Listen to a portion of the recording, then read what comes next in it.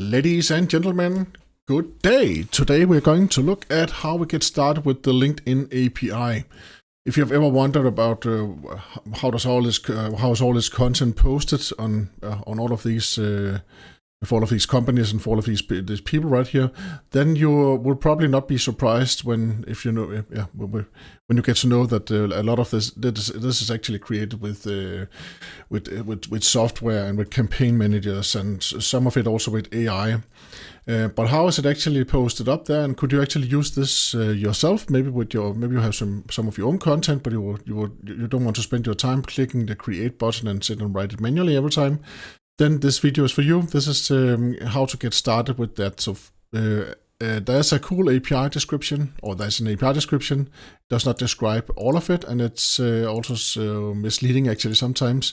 And I will tell you where the pitfalls are. But before we can get so far, I will save this for the second video, because before we get this far, we have to do we have to call some things, because we have to. You have to have a page first. So what you want to do is you want to go to for business, then you want to create a company page right here, and then when you have created your company page, then you have to answer a lot of questions, like how many people are you in the company and all that. And if it's just you, then you just write 0. Then it's just 0 to 1. Oh, sorry, then it's just 1.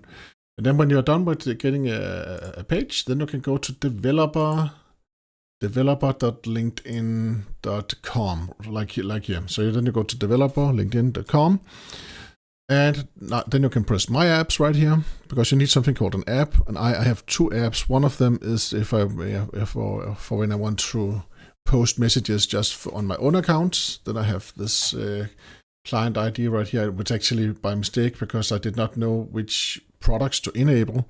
But I'll just come to that in 1 minute. If I click this one right here, then I've just named this Code Investigator YouTube channel, and then I have this logo right here. And if you wonder how I created the logo, I just took a cute picture of myself, and then I asked ChatGPT to please create a pixelated version of it, and then I talked a bit to ChatGPT as usual, back and forth, and then I ended up with this piece of art right here. And of course, you can just do the same thing. So you have to go create an app. So after you have created an app, then you have to verify your app. You will get a link, and then you can verify your app. If you look at team members, and you'll get this menu here quite fast, and then you will say that you will be an administrator. So you don't have to assign any roles or rights to yourself, because you can do anything. But if you have someone that you want to collaborate with, then you can add that person right here, and also give that person some credentials, some permissions. The next thing you need to do is you need to press the auth button right here, and here you will get something that is quite important. You get the client ID, and you also get a secret. I'll just say right now, do not use the two. If you look in the documentation, there's something called two-legged OAuth. It does not work. It's only for special companies and special people that have special agreements with LinkedIn.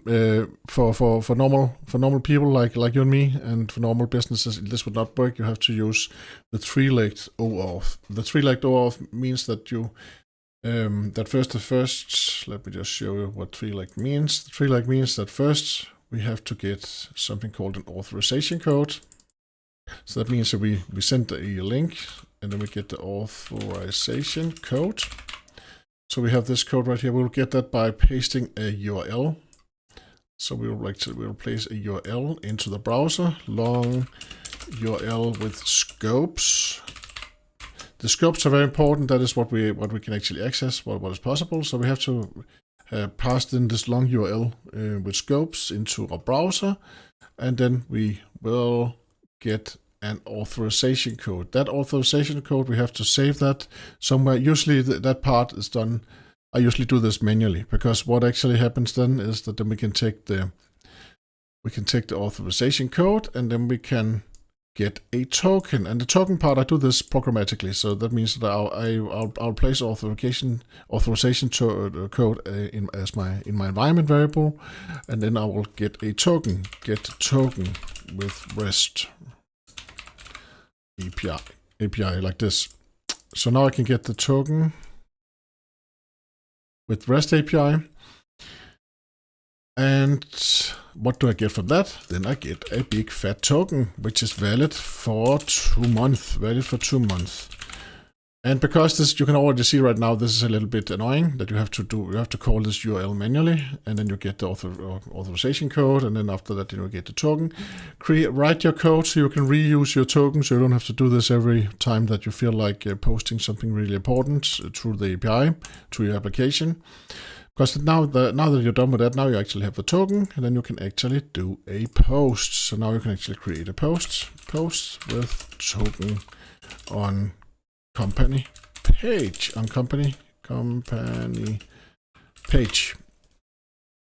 or your own page. You can also just do it with your personal account. And what do we get out of that? You get a cool post. So then that the result of that is post on LinkedIn account. That is what you get from this, and that is actually the results. So we are very, very happy. We are very, very happy about that. Yeah, so this is the flow. Authorization code, token, and then you can post. So that is probably why it's called three-legged. Yeah, and the scopes are very important. I'll show you that in the next video, which scopes that you need to add. But first of all, you need to add your application, as we just showed right here. You need to add your application right here. You need to add products to your application. Those are right here. If you want to post on your business page, on your company page, then you cannot add any of these products that I've added right here. I just found out that, I figured that one out the hard way, because after I added these one right here, then I could not add the community management API. That was suddenly disabled right here, and it also says right here it has to be the only product that you add to this API right here. So that's why I have two apps. That's because I have another app where I only have this community API, management API enabled. Because if I need the community management API enabled to post messages on behalf of my company page, and that's exactly what I want. Right now, what I can do with this app right here is I can post messages on my own behalf, and of course it's cool, it's fun to do that, but that's not what I wanted to do. So let us go back to view all apps. Then we go to I've named the other one Code Investigator Community Management instead. And here we can go to products. And we can see that my review is in progress. And it can take up to 21 days because there's a review process for this. And you'll have to answer some questions. When you're done answering your questions, then you will get a note like this. Like, thank you very much. We are trying to do this as fast as possible, but you must expect that we are actually quite slow. So that's actually what it says right here. So then I have to wait for this to be done. And while you wait for that, then I will probably have another video out where you can actually see how to call the API.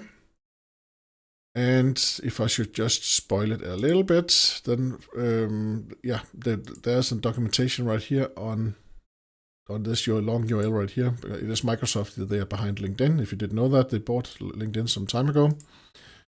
So that means the documentation is under Learn, Microsoft.com. And the documentation is kind of okay, but it's also a little bit, it is lacking some things, especially around scopes, and especially that we should not use this two-legged OAuth. I actually wasted some time making that integration first. But the three-legged integration right here. Here we see another drawing. Of course, it's not as good as the one I made in Scalidraw. The three-legged OAuth.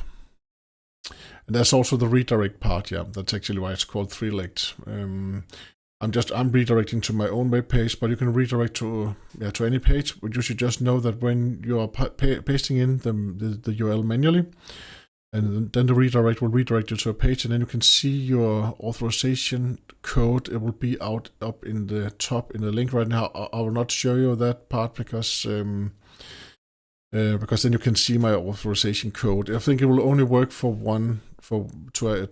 get one token. As soon as you have one token, then your authorization code is actually disabled as far as I can see. I'm not sure about that, but I can just see that I had to get a new authorization code every time I want a token. That's what I experienced. So I guess that you can only use that once, and then when you have the token, the access token, then you can reuse the access token for 2 months. Yeah. So how to implement it? We have to create our application. That's what I just went through. Get the client ID, get the secrets, save those as environment variables. Then you can use it in your Java program or Python or whatever you like to code in. Even Scala. Yes. So, and then you will call authorization. Yeah, this is where we actually, So you call this URL actually right here. This is the URL, and I've of course built that from these pieces right here. And it's actually, it's just like this show right here, except for the scope part. When you come to the scope, do not add light profile, then it will fail. And do not add email address, it's just called email, then it will also fail. So email, OpenID, you can add those two if you want to, and then you can also add, then there's another one that's W organization social. W organizational social. That's the one you need when you want to write on behalf of your company page. W underscore organization social. And it's not very clear right here, that part. That's why I was whining a bit about the documentation, but it's better than other products documentation, but there's still room for improvements. But that's why I get the opportunity to make this video, so that's quite good. When you're done with that, then when you're done with that, then you're actually ready. So then you can actually get your token.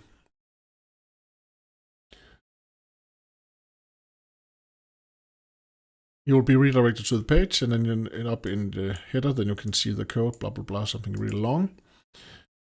And when you come to step 3, exchange authorization code for an access token. So this is what I'm doing programmatically, because this is the Then I don't need to interact with the browser or anything to do that. So I call this URL right here with REST post, and then just be mindful of that. It is the XWWW form URL coded format that you're posting data in. It's not a normal REST call where you will have JSON in the body, which really annoyed me. But so it means that you have to write. The body part has to be, you can see here, it's something like this, but if you make the body as a string, then you have to have a grant type and then equal to something, and then the and sign, and then you have to have next, so you have one long string. If you do it with the REST template in Java, I'll show you that in the next video. It looks quite ugly, and thank you very much, Microsoft, for not using JSON right here. I'm being sarcastic maybe right now. Yeah. So, but then you get a access token back and a response as a response, and then you get the number of seconds until it. Okay, though, the 60-day lifespan, yes. So they get 60 days, which is quite good. And you can also refresh the token if you want to do that. Actually, this token must be kept secure. Yes. Refresh token expires, and okay. So and then you have the scopes again. The scope string again. And I'm actually not sure if, that is in the response. In the response you get the scope. So, and the scope right here depends on which scopes you had in the first part, or in the first part of the process where you pasted in the URL yourself manually into the browser. The scopes you added right there, those scopes will be returned in the response to this. And then when you're done with that, then you actually have the token, and then you are happy. Then you can actually start using the API from there. And I'll show you in the next video how to do that, because I need to keep these videos a bit short. Yeah. So that was the beginning, up and running. And then what about the rest, Mike? If we don't want to wait for you to make the next video, then you can actually look at documentation, and then you can go to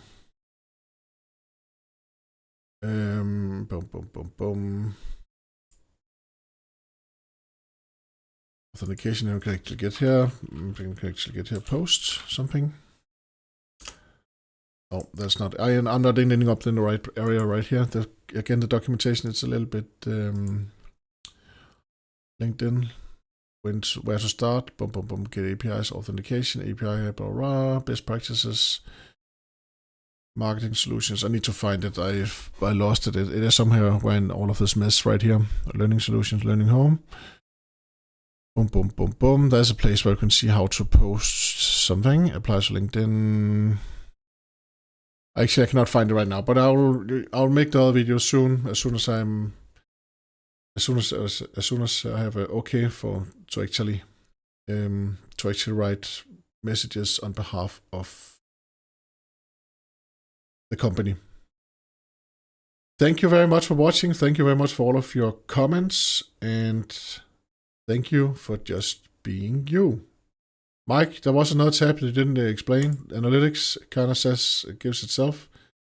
Says how many times that we have, the API have been used it, and whether the 24-hour quotas has been extended or reached. Yes. So let us try to go to the other application that you made, Mike, to see the statistics, analytics, usage over time, view in table. Now, I used it once, but I guess I cannot see that right now for some reason. Okay, that's it. Thank you very much for watching. Have a great day or evening, and hope to see you again soon. And thank you for being who you are.